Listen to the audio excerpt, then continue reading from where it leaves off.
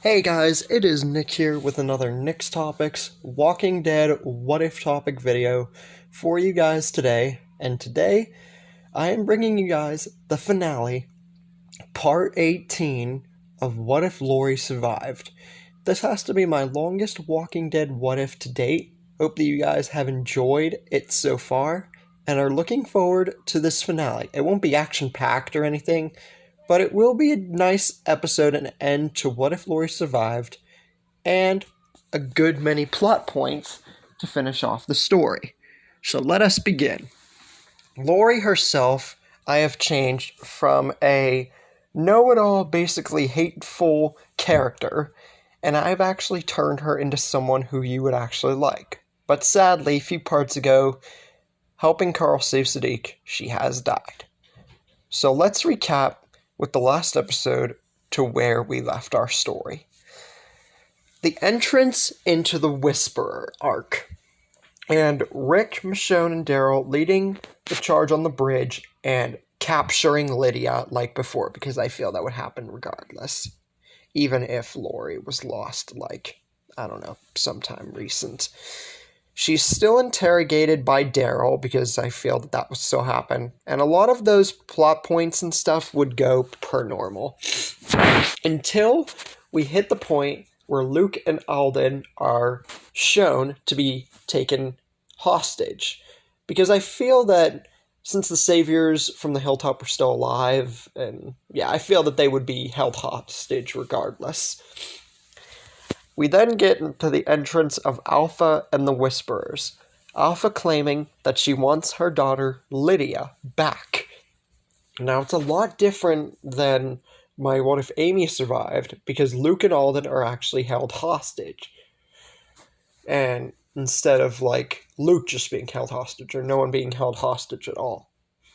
Now, since Rick, Michonne, Daryl, the governor, and a lot of leaders are there this time, this actually makes things easier on the fact of not wanting Lydia to go with Alpha. And once Rick and several other leaders make this known, Alpha doesn't take too kindly to this, saying that she has not come here for conflict, but if they refuse to give her her daughter, then there will be conflict.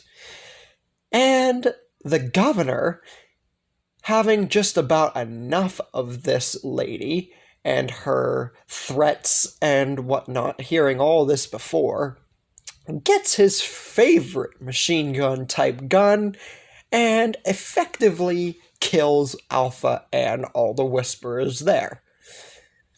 Now, I know this is kind of reminiscent to my What If Amy Survived so far, which is kind of what this is going to be, yet not. Because it's the governor and not just the whole hilltop colony shooting down the Whisperers.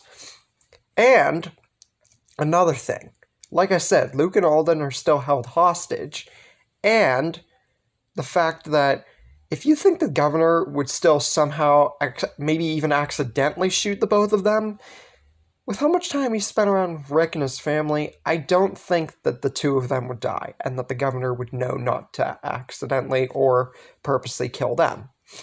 So, like before, after Alpha and the Whisperers have been shot down by the governor, and the governor only, the whole hilltop prepares for a possible re-attack by more from the Whisperers' army, especially after what Lydia has told Beta and the rest of the Whisperers and Alpha's horde.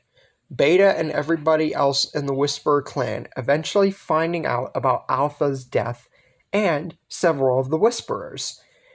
Beta then takes up the mantle of Alpha, leads a charge with the rest of the Whisperers and the horde, and makes it straight for the hilltop colony.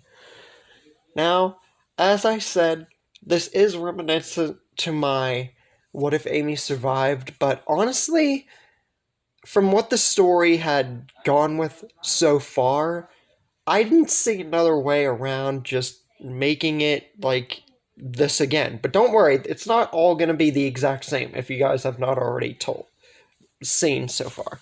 So, it's not going to be like all the same, obviously, because another thing, Amy's not here. So before I get into that too much, let's get back to the story plot.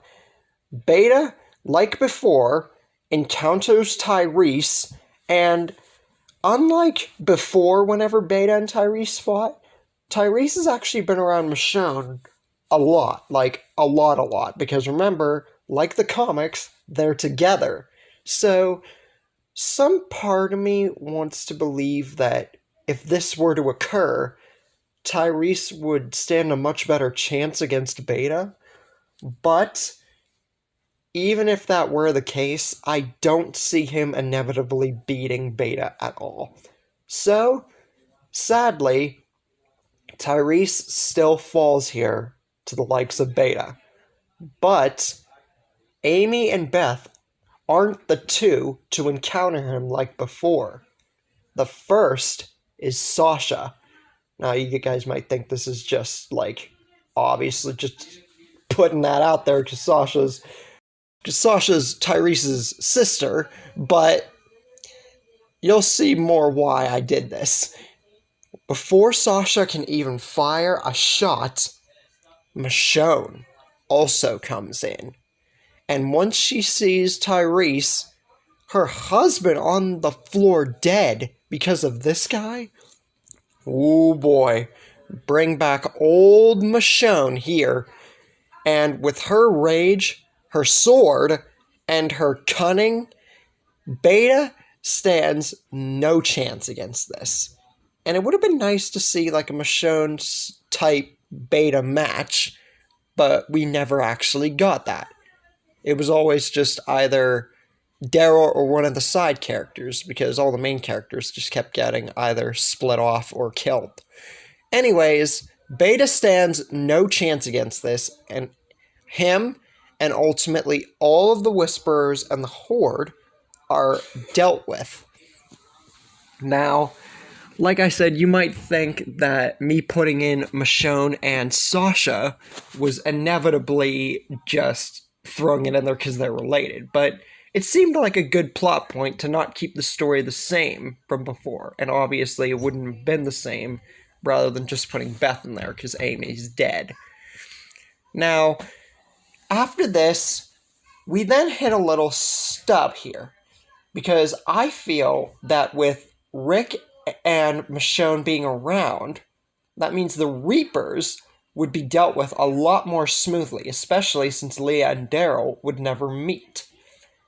Now, once we hit the Commonwealth, that is going to be dealt with a lot more smoother as well, with several leaders still being alive, and Michonne now in a dark path. So something tells me that Lance and his people would still ultimately get killed, along with Sebastian, maybe. Now, that's another thing. Since Deanna, I feel, would still inevitably be around, albeit hitting her definite old ages, and we did get a plot point of Deanna and Pamela knowing each other, we could argue that Deanna and Pamela would actually get along here, and that Pamela wouldn't get locked up and leave people to die and ultimately do that. So, one could argue that the Commonwealth would ultimately, there wouldn't be any conflict there, except maybe from Lance. But that's up to you guys to decide. Other than that, that ends off our story of what if Lori survived her pregnancy and became a good character. And that's where we end things.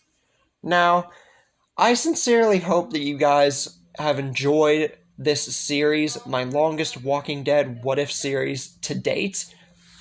And I hope that you guys aren't too disappointed with the way that this finale turned out. I tried to make it the best that I possibly could with the little bit of story progression that there was. But ultimately, from What If Amy Survived, I didn't see too much changing, like, besides rehashing the story from before. But I sincerely hope that you guys still enjoyed this finale, and hope that you guys are looking forward to the next What If topic, which will be a Dragon Ball one, but that will be telling. like and subscribe, and I will see you guys next time.